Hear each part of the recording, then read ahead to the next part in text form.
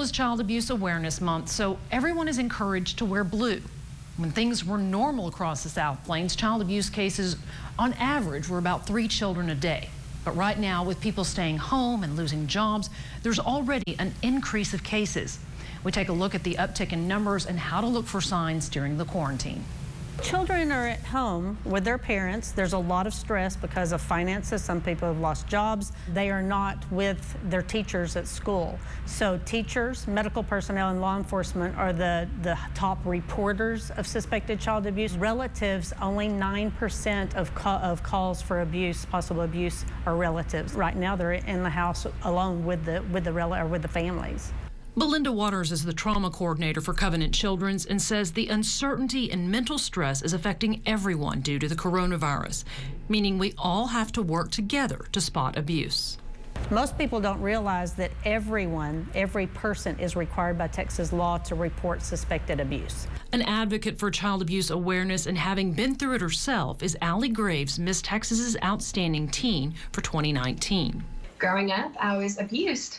Placed in foster care, I was adopted. There's been a lot of concerns for people that work with child abuse that we're going to see more. We're already starting to see that increase just in the last few weeks. There are ways to be on the lookout. So everyone has like FaceTime or something where they can do like video chats. So highly encourage that. So check on your grandchildren, your neighbors' children, your nieces, your nephews, anyone like that. Try to check on them. Encourage it to be video to where you can actually see the children. Look for any type of bruising or injuries, anything like that. Those are going to be some of our signs that we want to think about. If it's a child that's able to speak, if possible, try to talk with them alone. Make sure they feel safe at home. Ask them those type of questions to where that they would have a chance to speak out and actually ask for help.